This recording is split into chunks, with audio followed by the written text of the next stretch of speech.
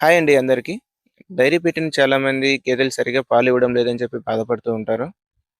గేదెలకి మనం ఇచ్చే మెయింటెనెన్స్‌లో సగం కష్టం గడ్డి పెంచడంలో ఇస్తే రిజల్ట్ అద్భుతంగా ఉంటుంది. అది ఎలా అంటారా?